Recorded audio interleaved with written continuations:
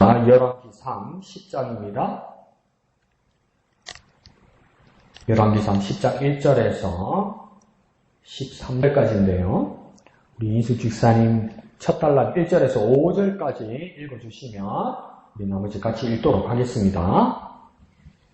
스바의 여왕이 여호와의 이름으로 말미암은 솔로몬의 명성을 듣고 와서 어려운 문제로 그를 시험하고자 하여 예루살렘에 이르르니 수행하는 자가 심히 많고 상품도 심히 많은 금과 보석을 나타에 실었더라. 그가 솔로몬에게 나와 자기 마음에 있는 것을 다 말하며 솔로몬이 그가 묻는 말에 다 대답하였으니 왕이 알지 못하여 대답하지 못한 것이 하나도 없었더라. 스바의 여왕이 솔로몬의 모든 지혜와 그 건축한 왕궁과 그 상의 식물과 그의 신하들의 자석과 그의 시종들이 시집한 것과 그들의 반복과 술 관원들과 여호와의 성전에 올라가는 승계를 보고 크게 감동되어 예, 다 같이요. 왕께 말하되 내가 내 나라에서 당신의 행위와 당신의 지혜에 대하여 들은 소문이 사실이로다. 내가 그 말들을 믿지 아니하였더니 이제 와서 친히 본즉 내게 말한 것은 절반도 못되니 당신의 지혜와 복이 내가 들은 소문보다 더하도다. 복되도다 당신의 사람들이여, 복되도다 당신의 신하들이여, 항상 당신 앞에 서서 당신의 지혜를 들음이로다. 당신의 하나님 여호와를 송축할지로다. 여호와께서 당신을 기뻐하사 이스라엘 왕위에 올리셨고 여호와께서 영원히 이스라엘을 사랑하심으로 당신을 세워 왕으로 삼아 정의와 공의를 행하게 하셨도다 하고, 이에 그가 금 120달란트와 심히 많은 향품과 보석을 왕에게 드렸으니 스바의 여왕이 솔로몬 왕에게 드린 것처럼 많은 향품이 다시 오지 아니하였더라. 오빌에서부터 금을 실어온 히람의 배들이 오빌에서 많은 백단목과 보석을 운반하여 오매 왕이 백단목으로 여호와의 성전과 왕궁의 난간을 만들고 또 노래하는 자를 위하여 수금과 비파를 만들었으니 이 같은 백단목은 전에도 온 일이 없었고 오늘까지도 보지 못하였더라. 솔로몬 왕이 왕의 규례대로 스바의 여왕에게 물건을 준 것 외에 또 그의 소원대로 구하는 것을 주니 이에 그가 그의 신하들과 함께 본국으로 돌아갔더라. 아멘. 이 스토리도 우리가 잘 알고 있는 내용입니다. 스바의 여왕이 이 솔로몬을 만났던 그 이야기죠. 근데 이게 지금은 우리가 정리가 잘 되어서 스바가 어딜까 이렇게 생각하는데 전에는 두갈레였고 전에는 다른 지역이었어요. 왜 그러냐면 스바라고 이야기하니까 그 비슷한 지명이 어디 있었냐면 북아프리카 에티오피아 지역에 스바라는 곳이 있었어요. 그래서 혹시 거기가 아닐까 그렇게 생각했는데 지금은 거기는 아니고 아라비아 반도, 우리 오른쪽 밑에도 써있죠, 그죠? 오른쪽 밑에 스바는 오늘날 예멘으로 알려진 아라비아 반도 남서쪽 해안에 있는 셈족 왕국이었다 해서, 그러니까 중동 쪽에 있는 나라였을 것이다. 예멘이다. 근데 예멘도 아프리카 접경이죠, 거기가 아마. 그래서 중동 사람이면서도 지금 예멘 사람들이 보면 중동 이슬람 교도들이 많으면서도 피부색이 좀 많이 검은 편이에요. 이쪽 사람들이. 그런 쪽 사람이에요. 그래서 아프리카 하면 정말 멀리서 왔을 건데 에티오피아가 아니고 아라비아 반도 쪽에 있는 예멘 쪽, 지금은 예멘 쪽 스바에서 왔으면 가깝지 않을까? 아니요. 예루살렘에서 여기 예멘까지가 2400km입니다. 어마어마하게 멀어요. 근데 그때 비행기가 있습니까? 뭐가 있습니까? 엄청 시간 걸렸을 거예요. 그러니까 그냥 스바 여왕이 솔로몬 소문 듣고 테스트하러 온 것이 아니라 정말 필요한 것이 있었을 거예요. 그래서 필요한 것에 대해서 여러 가지를 말하기도 하고, 또 한 가지 생각할 수 있는 건 뭐냐면 정말 2400km 저 바깥에까지 솔로몬의 지혜의 소문이 퍼졌더라는 거죠. 그러니까 솔로몬이 그 당시에 영향력이 어마어마하게 컸더라는 겁니다. 근데 대부분 그 시대 전후로 마케도니아 왕국의 그 알렉산더나 그 다음 나중에 뒤에 있는 뭐 시저 왕국에 있는 로마나 나중에 저 뒤에 있는 몽골 제국 원나라 칭기스칸이나 이 같은 경우에는 그 제국으로 그 널리 명성을 끼쳤던 그 원인은 다른 알렉산더나 로마나 이 몽골 제국은 뭐냐면 군사력이어서 군사력. 전쟁으로 이렇게 지배했단 말이에요. 나중에 근대에 와서 나폴레옹은 뭡니까? 전쟁의 명장이었잖아요. 근데 솔로몬이 전 세계적으로 그 명성을 끼쳤던 건 군사력이 아니었던 거죠. 아주 특이한 현상입니다. 그게 아주 특이한 현상. 그래서 또 공부 많이 한 인류학자들은 또 그렇게 이야기하죠. 솔로몬이 운이 좋았다. 이러죠. 왜? 그러니까 그 고대 근동 지역의 이스라엘 주의 지역이 그때 그 제패할 수 있는 제국들이 너무 분란이 심하고 막 중국의 춘추 전국 시대처럼 이렇게 탁 불구진 제국들이 없어서 그때 기회를 잘 타서 솔로몬이 전쟁 없이 명성을 얻었다. 그러면 우리는 기도하면서 그죠? 꼭 그런 식으로 말해야 되나? 근데 그런 모든 환경도 뭡니까? 하나님께서 만드시고 솔로몬에게 기회를 주신 것이죠. 그러니까 아무리 지혜가 있어도 그 정황의 환경이 그렇게 열리지 않으면 그 솔로몬이 지혜로운 사람이 퍼지지 않아요. 동양에서는 공자라는 사람이 참 지혜로운 사람이죠. 그죠? 성인이고. 근데 공자는 춘추 전국 시대에 태어났기 때문에 공자가 살면서 그 공자의 그 명성을 공자가 떨친 적이 없어요. 공자가 제나라인가 노나라에서 태어났는데 여러 나라들이 군웅 활과하면서 막 여러 나라의 재상으로 이렇게 떠돌아다녔단 말이에요. 떠돌아다녀서 그 공자가 제대로 명성을 얻거나 인정을 받은 적이 없어요. 그러니까 그 환경이 열리지 않았단 말이에요. 많이 뛰어난 사람도. 그리고 우리 그 이야기 많이 듣죠. 야합한다. 지금 몰래 지네들끼리 짠다. 뒷구멍으로 지네들끼리 몰래 짜가지고 내 등쳐먹는다. 지네들끼리 그냥 괜찮은 애들인데 저끼리 몰래 짜가지고 야합해가지고 날 친다 이럴 때 있잖아요. 내 동지인 줄 알았는데 저가고 짜가지고 날 도로 친다. 저 배신자한테 치고 지네들끼리 야합했다 이러잖아요. 그 야합이란 말이 뭐냐면 밤야자에 합할 하자입니다. 그게 무슨 말이냐면 공자의 아버지가 숙량홀이라는 아주 하급관리였어요. 하급관리. 근데 공자의 어머니는 누구냐면 무당이에요. 무당. 무당이었어요. 근데 숙량홀과 공자의 어머니란 이 무당이 결혼한 사이가 아니에요. 무당이니까 대부분 여자 무당은 독신일 경우가 많죠. 그리고 숙량홀이란 사람은 나이가 많았기 때문에 다른 부인이 있었거나 막 그럴 거예요. 그런데 둘이 눈이 땡 맞았네? 그래서 우리나라 같으면 뭐 물레방앗간에서 둘이 막 그냥 그날 막 역사가 일어났네. 그 밤에 만난 거잖아요. 밤에 합쳤잖아요. 그게 야합이에요. 그래서 난 아들이 누구냐면 공자예요. 공자. 그 사람이 공자예요. 공자.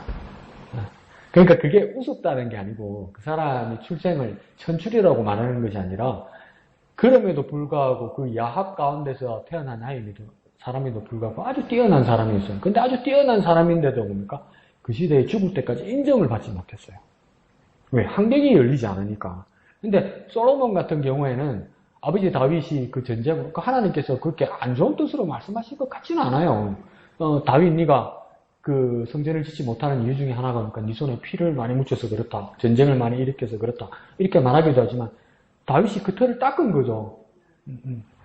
그리고 전쟁을 하면 백성들을 징발을 해서 막 전쟁을 나갈 건데 전쟁 나간 백성들을 또 불러 모아가지고 성전을 짓는다는 건 하나님이 봐도 무리수인 거예요. 무리수. 그런 면에서 못하게. 그러니까 다윗이 피를 묻히고 다윗이 전쟁을 하면서 뭡니까?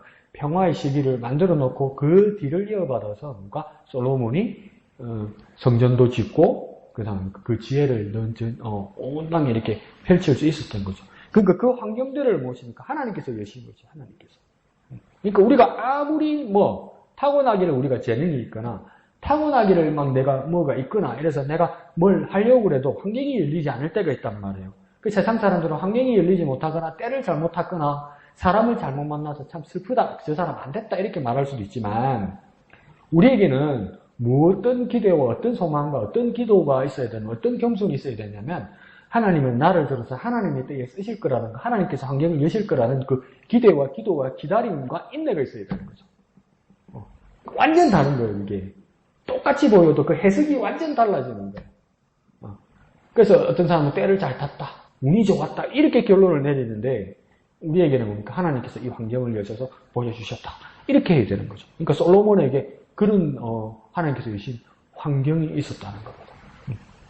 다윗, 솔로몬 이후로는 국군이 계속 쇠퇴하잖아요. 그러니까 하나님께서 여신 것이죠. 그러니까 2400km 밖에서 이 소문을 듣고 스바의 여왕이 찾아옵니다. 그래서 어떤 분들은 질문한다니까 처음에 질문하는 모습을 보니까 솔로몬을 테스트하려고 그런 것 같다. 어떤 분은 얕본 것 같다. 불신한 것 같다. 이렇게 말하기도 하지만 어떤 분들은 또 뭐라고 이야기하냐면 자기가 풀지 못한 그 궁금증이 있었다는 거예요. 스바의 여왕도. 풀지 못한 그 궁금증이 있었는데 그 궁금증을 준비해서 왔을 때 솔로몬이 다 대답해주면서 그 마음이 문제가 풀리고 열렸다고 이야기하기도 하는 겁니다. 그러니까 그 방향을 두 가지로 볼 수도 있습니다.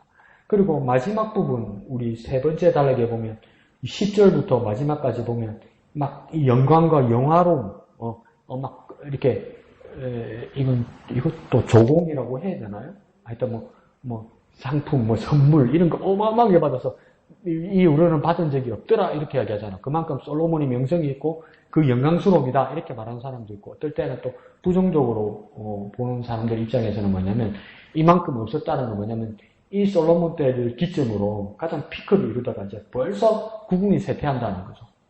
국군이 쇠퇴한다는 거죠. 그런데 왜 국군이 쇠퇴할까? 솔로몬이 너무 자기 중심으로 누리기 시작한다는 겁니다. 이게. 너무 자기 중심으로 누리기 시작해요.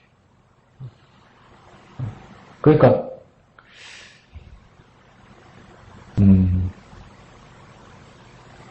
무신론자들은 하나님이 없다고 말하는 사람들은 여러 가지 견해들이 있지만 그들 견해 중에 한 가지는 뭐냐면 유물론자들이 있죠.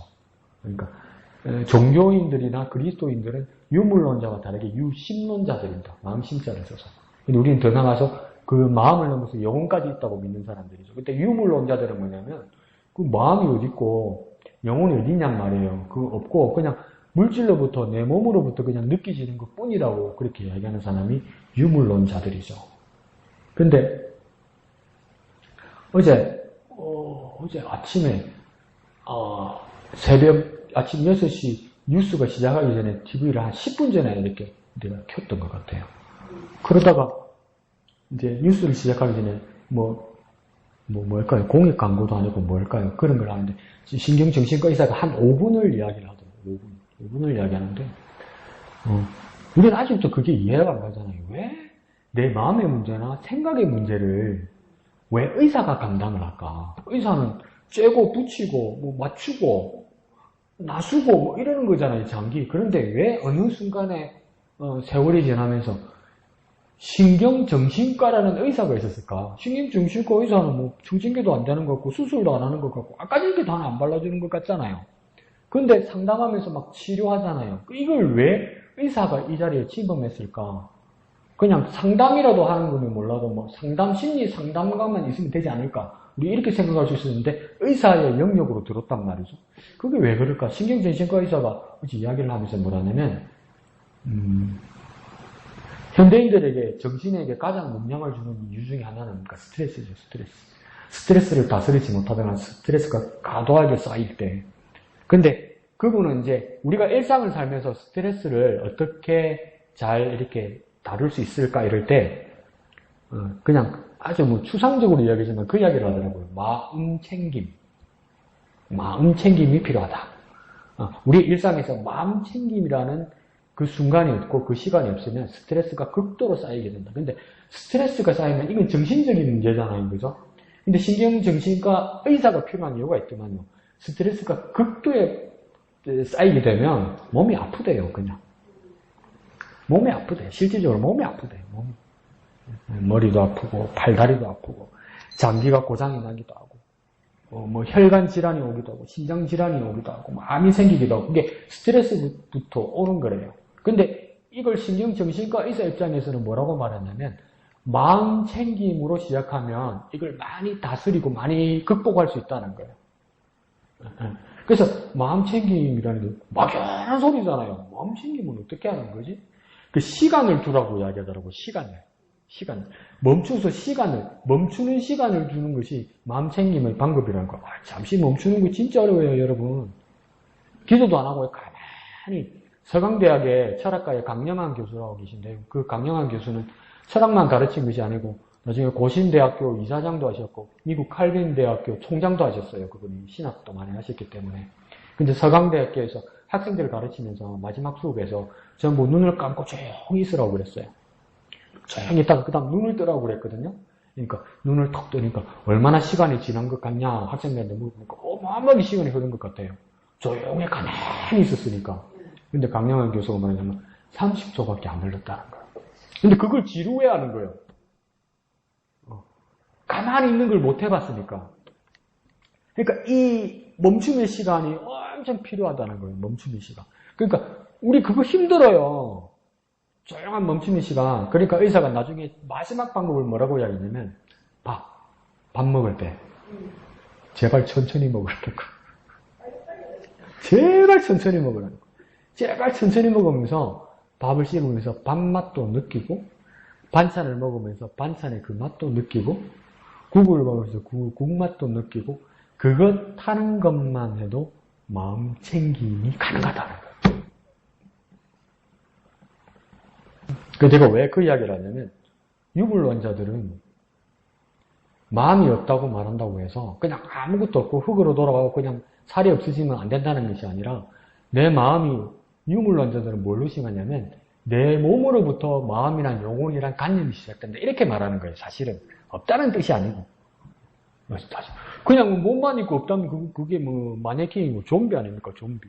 근데 유물론자들도 그렇게 말하는 것이 아니라 내 몸으로부터 내 마음이 생겼고 마음으로부터 더 깊이 생각하는 사람이 영혼이란 걸 말하는데 있는지 없는지는 모르겠다. 이렇게 말하는 거죠. 근데 우리 유신론자들이나 종교관을 가진 사람은 마음으로부터 내 몸을 움직이기 시작한다. 이렇게 말하고 우리는 뭡니까? 하나님께서 그 코에 생기를 불어넣으신 그 영혼이 내 삶의 나의 본질이 된다. 이렇게 말하는 거죠. 그러니까 생각과 영혼, 이 관계가 다 연결되어 있다는 것을 유물론자들이나 유신론자들이나 다 가지고 있는 겁니다. 사실은. 그러니까 우리가 얼마든지 공감대를 가질 수 있어요. 그러니까 오늘 지금 스바의 여왕도 뭡니까? 여호와를 찬양하라 막 끝에 이렇게 말하지만 개종한 상태가 아니에요. 자기 종교로 돌아간단 말이에요.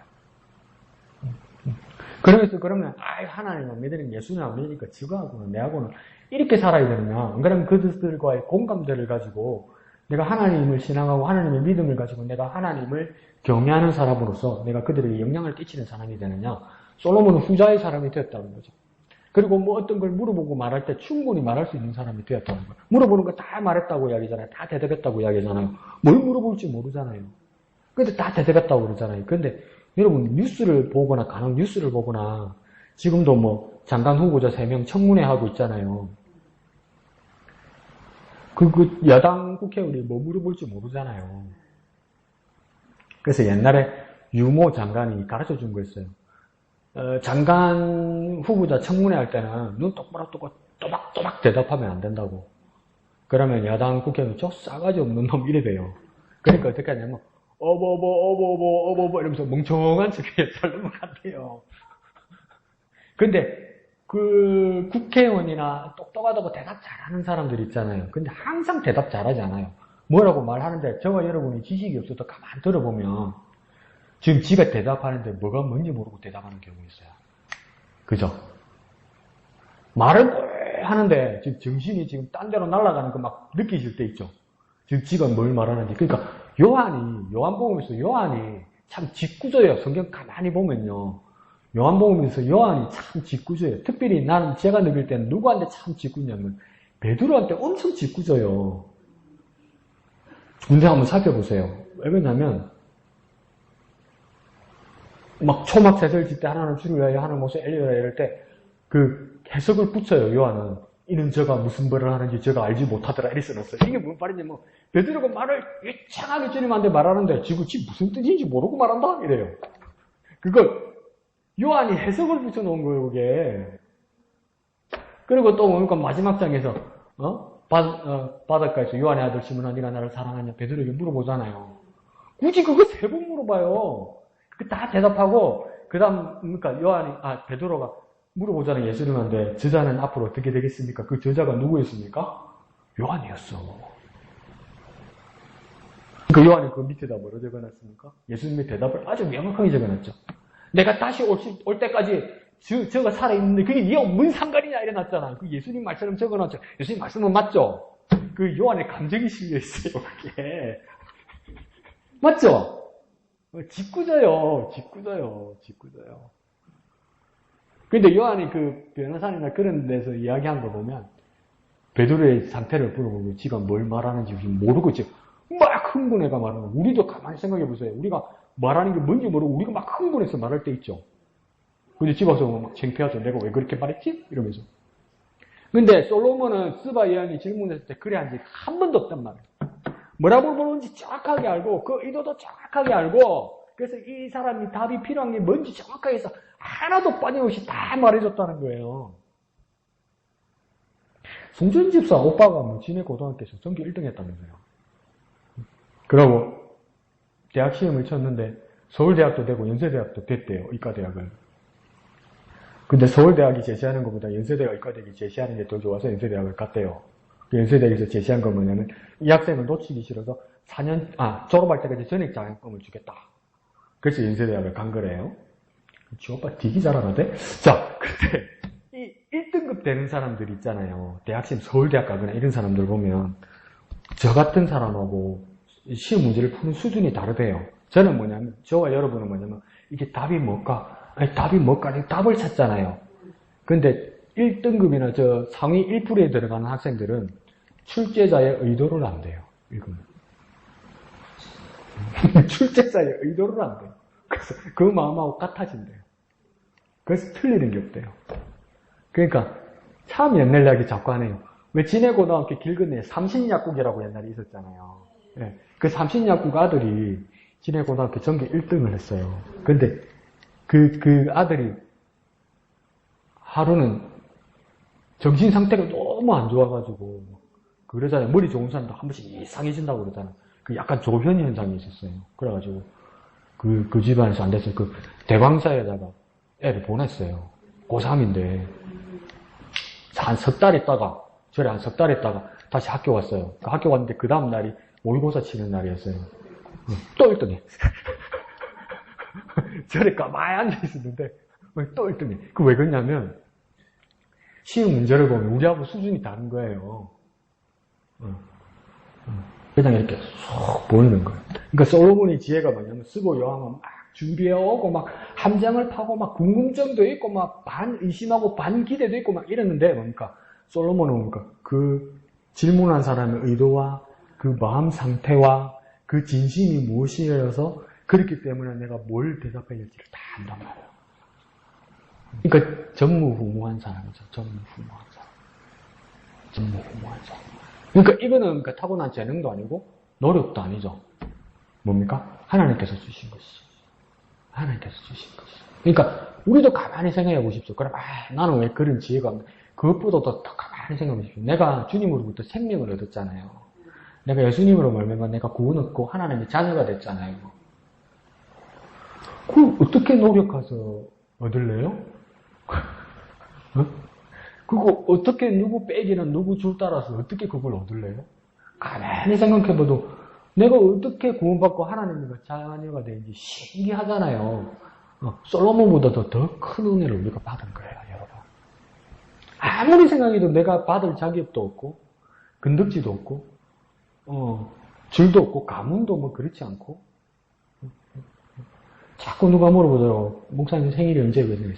전줄이 생일이 어디 있어요? 내가 그냥 그러고 말았는데 어떻게 보면 우리가 다 족보 돈 주고 산 거지. 그리고 집사님들 섭섭하게 여인네들은 족보에 이름도 없잖아요. 남자들만 있고 아무리 우리 가문 있는 집안이라고 그래도 가문이나 어떤 출신으로도 우리가 구원받을 수 없단 말이에요. 근데 내가 구원받았단 말이에요. 이렇게 큰 은혜가 그냥 하나님께서 주신 거란 말이에요. 그 솔로몬도 뭡니까? 이 놀라운 대답들을 하는 것들, 이것들 다 뭡니까? 하나님께서 주신 거란 말이에요. 그러니까 우리가 하나님 주신 것에 대해서 정확하게 세워보고 정확하게 인지해야 되죠. 지혜보다도 더 큰 하나님의 은혜를 받아서 내가 하나님의 자녀가 되었다. 구원받았다. 이거보다 더 큰 거 없어요. 그러니까 우리에게는 그럼 남은 과제는 뭡니까? 우리가 받은 구원에 대해서 스바의 여왕 같은 사람들이 나타나야 되죠. 우리 앞에. 우리에게 스바의 여왕 같은 사람이 나타난다는 말은 어떤 말이겠습니까? 아, 예수 믿는 사람, 구원받은 사람, 이집사, 강목사, 당신이 정말 구원받은 사람이고 하나님 살아계시구나. 그렇게 우리를 인정할 수 있는 사람이 나타나야 되는 거죠. 그러려면 어떻게 됩니까? 우리가 그 뜻에 맞게 하나님 앞에서 빛과 소금의 역할을 이 세상에서 살아내야 돼요. 예수 믿는 게 지금 뭐지르노? 구원받았다는 게 내보다 더 못하고 그런 식으로, 그런 인격으로 살면 안 된단 말이에요. 그런 삶으로. 이해하시죠? 속으로, 나하고 다른데? 네, 다를 수 있죠. 자, 2학년 수사 한번 들어봅시다.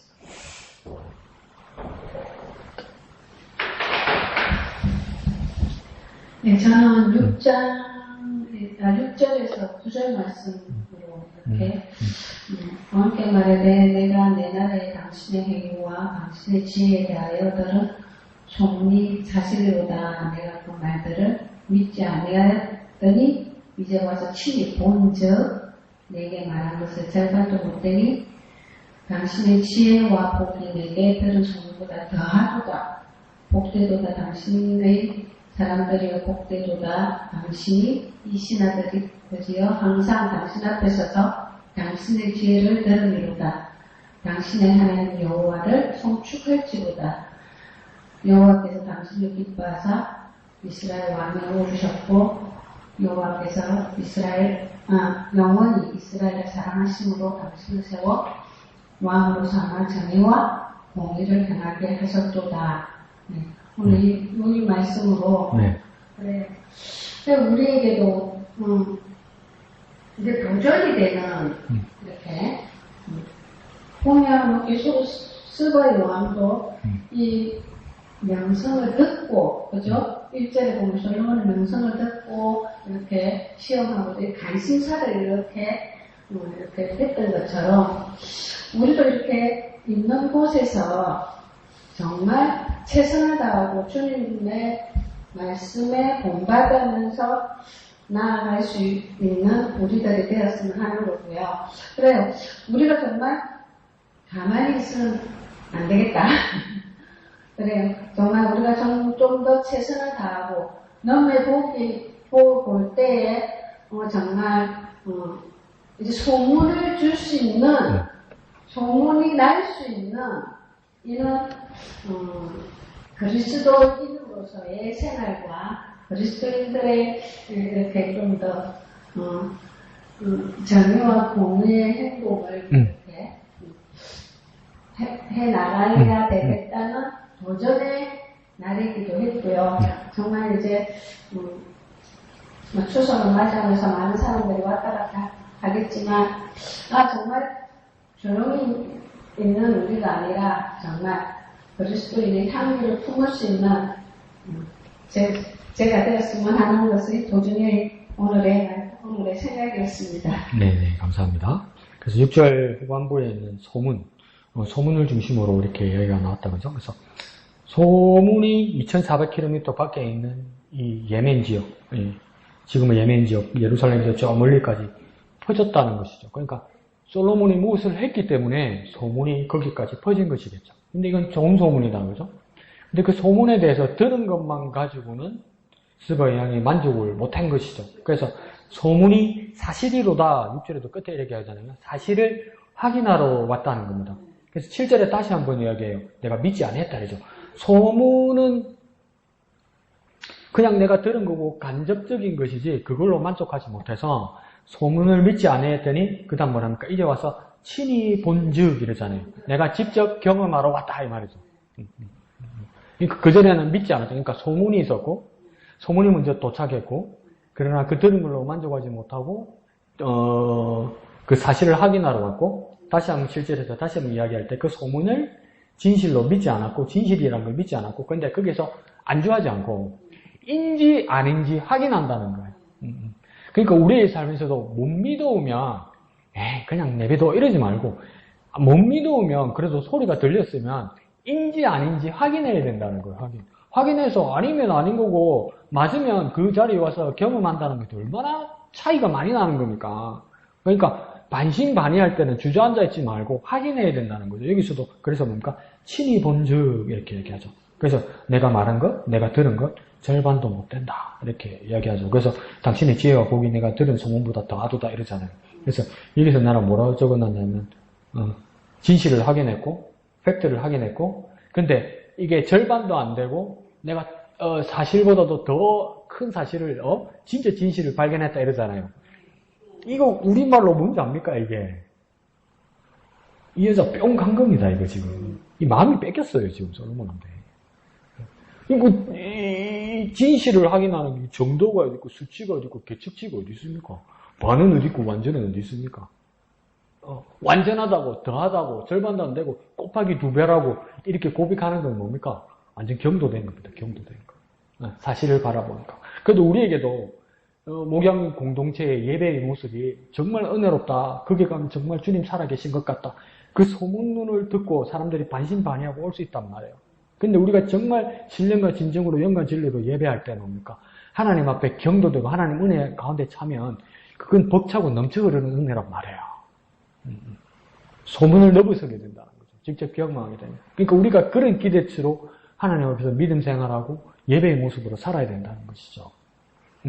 그러면서 처음에는 소문이었고 두 번째는 솔로몬을 확인하면서 진짜라고 이야기한 거고 근데 몇 절입니까? 9절 중간쯤에 가면 뭡니까? 이제 소문, 사람 솔로몬을 넘어섭니다. 누구라고 두 분을 이야기하냐면 여호와께서 그러니까 하나님을 발견한 거죠. 9절에서 솔로몬이 이렇게 된 것이 무엇이냐? 여호와께서 당신 솔로몬을 기뻐했기 때문에 당신을 왕위에 올리신 것이다. 이거 그냥 하나님을 믿지 않는 사람도 왜 이런 식으로 이 스바의 여왕이 말했냐면 당신이 이렇게 영화롭고 이렇게 위대하고 이렇게 지혜롭고 막 이렇게 놀라운 게 이거 무슨 식으로 말하는 거냐면 사람이면 이렇게 할 수 없다는 겁니다. 이 사람으로는 안 되는 일이다 이 말입니다. 죄송합니다. 그래 말하면 안 되지만 바깥에 불신자들이 말하는 거죠. 귀신 꼭할 노릇이네 이라는 거죠. 이거 뭡니까? 사람이 한 일이 아니라는 거예요. 그러니까 이 스바의 여왕은 뭐라냐면 솔로몬 당신이 누리는 것, 당신이 대답하는 것, 이 지혜로운 것, 이 영광스러운 것 이게 사람으로서는 있을 수 없는 일이다. 사람으로서는 이루어낼 수 없는 일이다. 당신이 왕자와 왕이 이 권위, 이 권세 당신의 것이 아니다. 사람의 것이 아니다. 사람의 것이 아니다. 그건 누구의 것이냐? 하나님 것이라는 거예요. 그렇게 말하는 거죠. 그리고 그 두 번째 줄에 뭡니까? 여호와께서 영원히 이스라엘을 사랑하심으로 당신을 세워 왕으로 삼아 정의와 공의를 행하게 하셨다. 이렇게 말하잖아요. 그러니까 정의와 공의가 나오죠. 뒤에 그죠? 정의와 공의는 우리 여러 번 이야기했다. 그죠? 한글로는 정의와 공의가 이렇게 뒤집어지기도 해요. 근데 정의와 공의, 어떨 때는 공의와 정의로 뒤집어지는데 그냥 히브리어로 말하면 뭐냐면 공의, 정의 뒤집어지는데 오늘 여기서 정의는 뭐냐면 미슈파트 이렇게 씁니다. 미슈파트 이 말은 뭐냐면 공평하게 심판한다 이 말입니다. 공평하게 심판한다. 그래서 일반 민주주의 사회나 우리나라나 미국 같은 경우에도 법원 앞에 그리스 여신이 그렇게 서 있어요. 법원 앞에. 근데 뭐냐면 한 손에는 천칭을 들고 있고 한 손에는 칼을 들고 있어요. 그래서 이 여신의 이름이 뭐냐면 디케입니다. 디케. 이 정의의 여신이거든요. 네, 저울을 들었다는 건 무엇이겠습니까? 공평하게 하겠다는 것이죠. 그리고 칼을 들었다는 말은 무엇이겠습니까? 심판하겠다는 거죠. 바르게. 근데 이 디케 여신에게 특이점이 있어요. 그게 뭐냐면 눈을 가리고 있어요. 눈을 안대로 가리고 있어요. 왜 눈을 가렸을까요? 만약 재판하러 왔는데 이양득 지사님 왔네? 그럼 이양득 지사님 뭐 나쁜 짓 하겠어. 이양득 지사님 억울하고 이양득 지사님 잘한 거겠지. 그럼 저 사람 편견을 가지게 된다고. 근데 그에 대한 편견을 가지기 위해서 신분이나 친분이나 계급에 대한 편견을 갖지 않기 위해서 디케 여신은 눈을 가리고 있는 거야. 팩트만 가지고 심판하겠다는 거죠. 그래서 그들에게 디케 정의는 무엇이겠습니까? 공평을 그런 식으로 하는 거죠. 하나님은 어떤 분입니까? 하나님은 정확하게 보실 수 있기 때문에 하나님은 눈 가리지 않는다는 거예요. 왜? 하나님의 눈으로 정확하게 보신다는 거야. 그래서 공평하게 심판하신다는 거야. 하나님 내 편 말하기 전에 내가 하나님 편 돼야 돼요, 여러분. 역시 똑바로 찾아야 돼요. 하나님 무조건 내 편이다 이렇게 말하면 안 돼. 그거는 니네 엄마, 니네 아빠는 편들어주지. 파츠로 매주를 쓴다 해도 그건 우리 엄마 우리 아빠랑 믿는 소리지. 하나님은 그러니까 정확하게 보신단 말이에요. 눈을 뜨고도. 그게 그러니까 미슈파트입니다. 그냥 뒤에 공의로 된 데 옛날에 정의로 쓰기도 하는데 그게 뭡니까? 째닥합니다. 째닥하. 이 째닥하는 뭐냐면 나눔, 바른 나눔입니다. 나눔. 그러니까 우리는 어떻게 생각합니까? 콩 한 쪽이라도 정확하게 반으로 나눠 먹는 게 공정하다고 생각하잖아요. 근데 주님의 째닥하는 그게 아니에요. 포도원에 일꾼을 찾는데 새벽에도 찾고 오전에도 찾고 오후에도 찾고 문 닫기 1시간 전에도 다 드렸단 말이에요. 그런데 나중에 어떻게 합니까? 품삯을 주는데 똑같이 주는 거야. 그러니까 아침에 온 사람이 열받는 거야. 나는 10시간을 넘게 일했는데 이게 1시간 일했는데 왜 똑같이 주냐는 거야. 근데 그 주인이 뭐라고 이야기합니까? 왜? 우리끼리 이야기했고 내 마음이다. 근데 그 하나님 왜 내 마음이라고 그랬는지 가만히 보십시오. 예수님 말이. 그 품삯을 나눠줄 때 누구부터 줬습니까? 저녁부터 온 사람부터 줬어요. 왜 저녁부터 온 사람 줬을까요? 아침부터 점심, 저녁 다 굶었잖아. 아침에 온 사람은 일하면서 다 먹었잖아요. 아니, 그 주님의 정의 째닥하는 뭐냐면 더 못 먹고 더 필요한 사람 더 주는 게 정의란 말이에요. 나는 100만 원 벌고 저 사람은 10만 원 버는 사람이면 똑같이 50만 원 주면 안 된단 말이에요. 이 사람은 10만 원만 있어도 되고 20만 원만 있어도 되잖아요. 그럼 이 사람 70만 원, 80만 원 주는 게 주님의 정의란 말이에요. 그걸 솔로몬이 했단 말이죠. 어떻게 가능합니까? 여호와께서 이 영원히 이스라엘을 사랑하심으로 당신 솔로몬을 왕으로 세워 그렇게 하셨다는 거예요. 그러니까 우리가 그리스도인으로서도 세상을 바라보고 세상의 제도에 대해서 바른 투표하고 민주사회에 우리가 어떤 영향력을 끼치기 위해서는 다시 우리가 어렵게 한번 말해볼게요. 얼마나 지혜로워야 됩니까? 얼마나 깊이 생각해야 됩니까, 여러분? 투표 한번 할 때도 그냥 내가 좋아하는 사람이니까, 그냥 내 종시니까.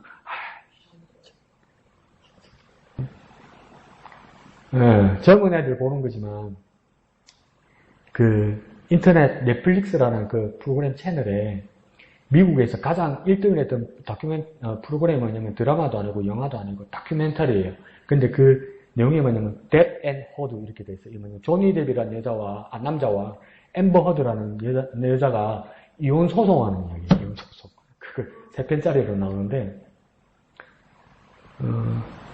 끝날 때까지는 여자가 좀 잘못한 것 같아요.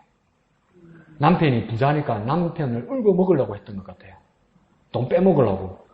근데 미국에 있는 대부분의 팬들과 방송국에서는 그러니까 이 조니 뎁이라는 남자가 불쌍하고 억울하다고 그랬단 말이에요. 근데 이 재판에서 과연 그대로 조니 뎁이라는 남자가 이겼어요. 재판에서. 근데 미국에는 배심원 제도가 있잖아요. 이 재판을 구경하고 누구 편인가 얘기하는 거 있잖아요. 그 다 조니 뎁에게 경도돼가지고 조니 뎁이 이겼다고 얘기했다고요. 근데 그 정보 있잖아요. 이제 두 사람이 주고받은 문자나 전화 통화나 이게 일부만 공개되고 일부는 배심원에게 공개 안 됐어요. 그 이 남자가 억울한 사람이 됐던 거죠. 근데 나중에 재판이 다 끝나고 시간이 지나서 어떤 사람들이 그 기록 전체를 보니까 죄송합니다. 년도 놈도 똑같은 것들이야. 똑같이 나쁜 것들이야. 나중에 알고 보니까. 근데 그 제작자의 마지막 결론이 뭔지 아세요? 지금 세상은 진실을 믿는 게 아니라는 거예요. 뭘 믿는 줄 압니까? 요즘 세상은? 우리 모두를 포함해서. 내가 좋아하는 걸 믿어요. 아니, 맞아요. 내가 좋아하는 걸 믿어요. 여러분, 가만히 생각해 보세요. 선거하고 투표할 때 내가 좋아하는 사람을 찍지, 이 사람이 일꾼이라고 찍지 않아요. 이 사람이 어떤 능력이 있는지 볼 수 있어요. 특별히 지방선거할 때 이 후보가 이따만하게 나오는데 그 일구도 뭐 하는 사람인지 알겠던가요? 몇십 명을 찍어야 되는데, 그러니까 내가 좋아하는 사람을 찍는 거예요. 그러니까 이 세상은 이제 어떻게 되냐면, 내가 믿는 것도 내가 좋아하는 것을 믿는 세상이 되는 거죠. 아니, 나도 포함돼요. 여러분도 포함돼요. 근데 왜 그렇습니까? 너무 쉽게 정보를 접할 수 있고, 너무 쉽게 왜곡된 정보를 접할 수 있고, 나는 생각하지 않아도 되니까. 난 생각하지 않아도 되니까. 그냥 주는 대로 받아 먹으면 되니까. 우리 어머니도 집에 계실 때 가만 생각하면 그 헬로비전에 케이블 값 안 줘도 될 것 같아. 케이블 뭐 봅니까? 그냥 텔레비전 9번, 채널 9번 그것만 있으면 돼. MBC도 안 보고 KBS 2도 안 보고 SBS가 어디 있는지도 몰라.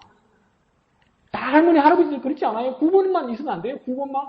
6시 내 고향, 9시 뉴스 전에 연속극, 그 다음 9시 뉴스 그거 있으면 되잖아요. 근데 그게 주는 정보만 믿는단 말이에요. 그게 바른 정보일 때도 있지만 잘못된 정보가 있을 때도 있단 말이에요.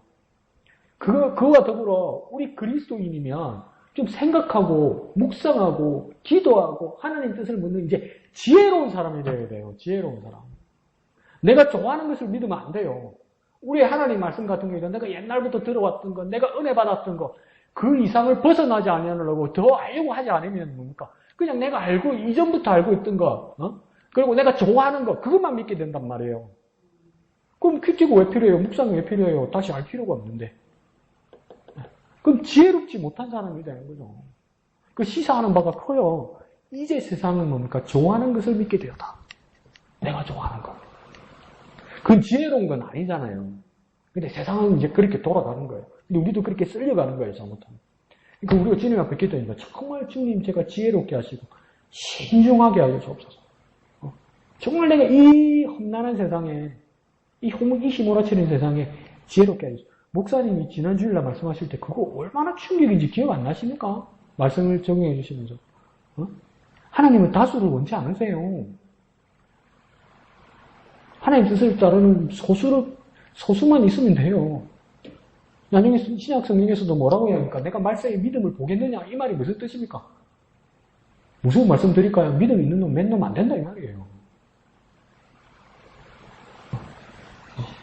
정신 차려야지.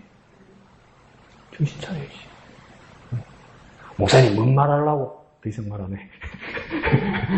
목사님. 네.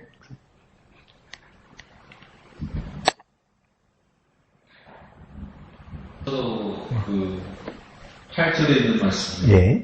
복되도는 당신의 사람들이요, 복되도가 당신의 이 신하들이요. 참으로 성공한 사람들의 어떤 기준, 세상적인 그러한 기준들은 내가 얼마나 많은 것들을 축적했느냐, 돈이든 아니면 학업이든 업적이든 집이든 여러 가지 것들을 내가 얼마나 축적했느냐, 그게 기준이 되어지고 내가 성공했다, 실패했다 라고 평가되어지는데 하나님께서 말씀하시는 어떠한 성공적인 모습, 솔로몬에서 나타나는 모습은 야, 당신 때문에 참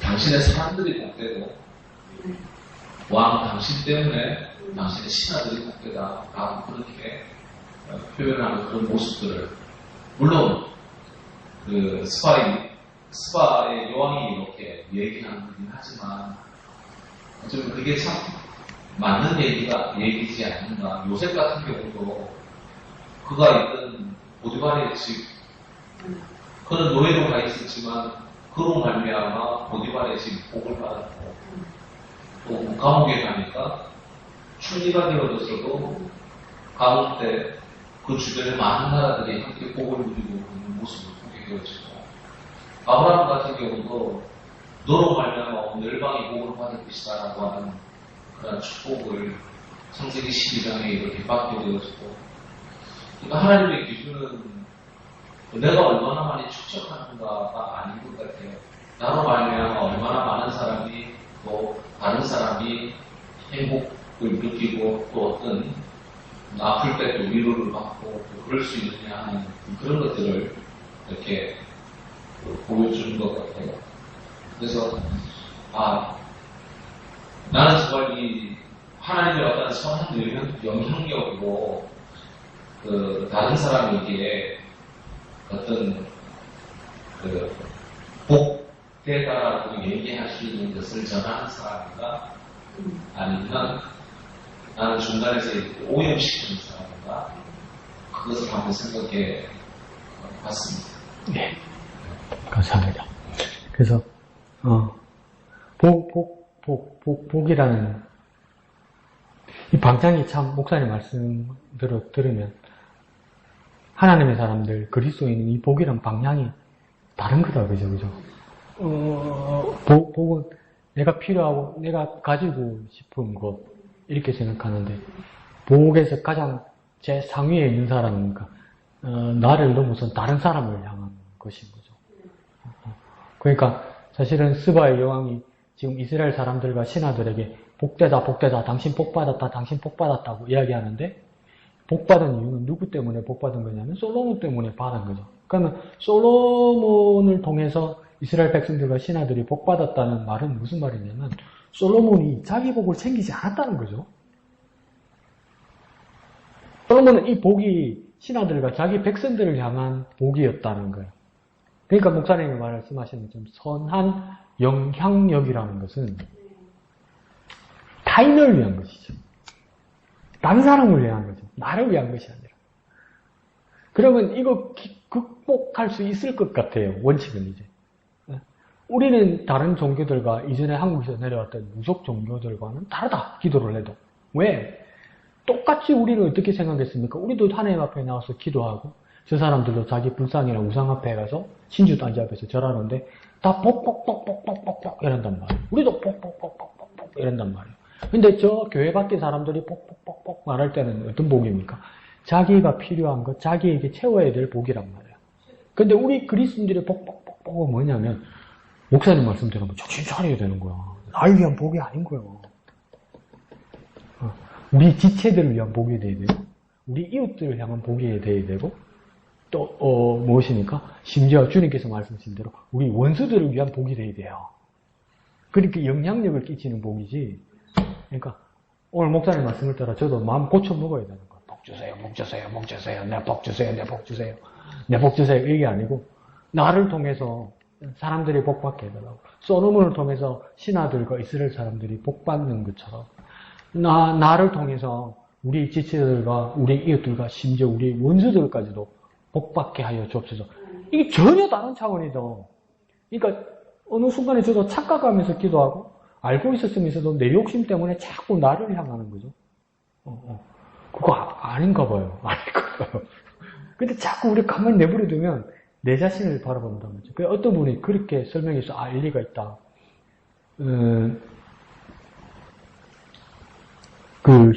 히브리인이라는 말을, 이스라엘 사람들이 히브리인이라는 말을 처음 들었던 것이 아브라함 때예요.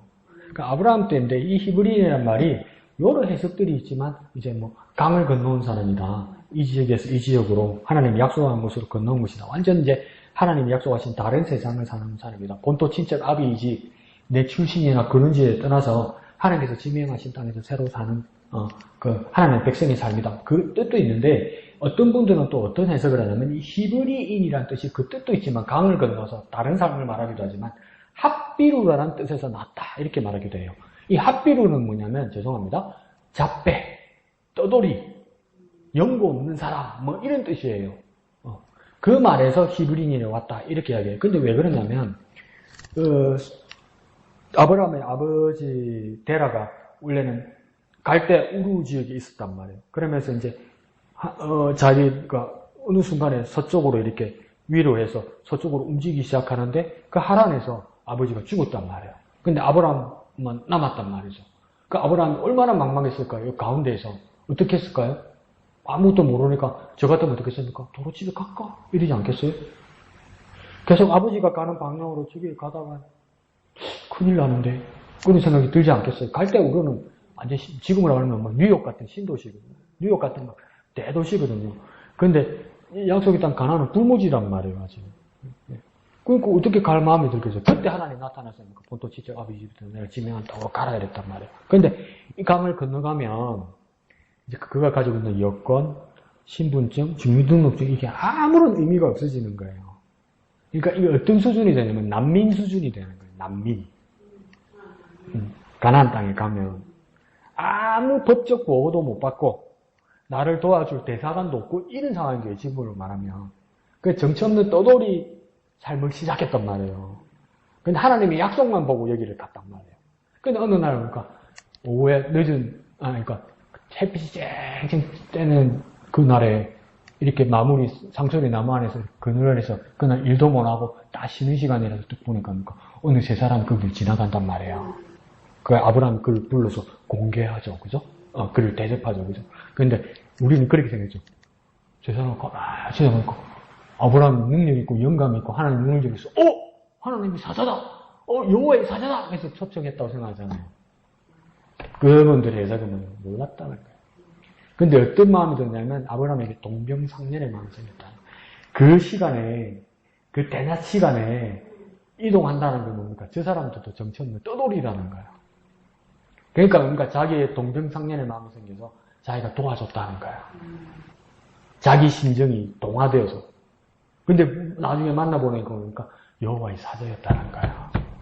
그러니까 아브라함이 그러니까 네가 옛날에 배울 때 복의 근원이 될지라, 지금은 복이 될지라 그렇게 말씀하셨고, 우리가 또 어디서 배울 때는 축복의 통로가 된다고 얘기했잖아요. 가만 보니까 복의 근원이라는 것도 씨앗 같은 것이겠죠. 복의 통로라면 뭡니까? 내 저장소도 아니고 창고도 아니죠. 복이 된다니까 아유 복되다 고맙다 이 정도겠죠. 내 안에 들어있는 이야기는 없는 거예요. 사실은 내 안에 복이 쌓이는 이야기는 없는 거예요. 아브라함이 말한 것도. 그러니까 아브라함은 하나님이 그렇게 주신 말씀뿐만 아니라 아브라함은 그렇게 사는 거예요. 어떤 사람이든 먼저 도와주고 어떤 사람이든 먼저 해주고, 그러니까 하나님이 기대하는 바대로 복의 근원이 되고 복이 되고 축복의 통로가 되는 그 일을 했던 거예요. 그래서 자기도 모르게 히브리서에서도 말한 것처럼 많은 사람들이 뜻하지도 않고 알지도 못했는데 언급결이라는 건 뭐라고 썼죠? 뜻하지 않게라고 썼던가? 하나님의 천사를, 하나님의 사람들을 공개한 적이 있느냐 이렇게 말하잖아요. 진짜 복된 그리스도의 삶은 뭐냐면 우리 지체와 우리 이웃과 소외되는 사람들을 향해서 내가 도와주고 그들에게 길을 열어주고 그들과 함께하고 이런 모습에서 뭡니까? 우리의 복의 근원이 되고 복이 되는 사람이 되는 거. 그러니까 진짜 복된 그리스도인은 뭡니까? 주세요가 아니고 줘야 되는 거예요. 그게 아브라함에게도 보였고 오늘 목사님 말씀하시는 것처럼 그게 선한 영향력이죠. 그러면 세상 사람들이 말하는 복을 구하는 거하고 우리가 하나님 앞에 복을 구하는 건 다른 거죠, 그죠? 내 거야 이러면 안 됩니다. 근데 우리 그러고 싶죠. 내 거야. 지난 주일날도 말씀드렸죠. 라마단 기간에 이슬람 교도들은 다 줘버립니다. 다. 자기 종교 아닌 사람들에도 밥 안 먹고 그 밥 다 나눠준단 말이에요. 우리는 어떻게 합니까? 내 거야. 하나님 주실 거야.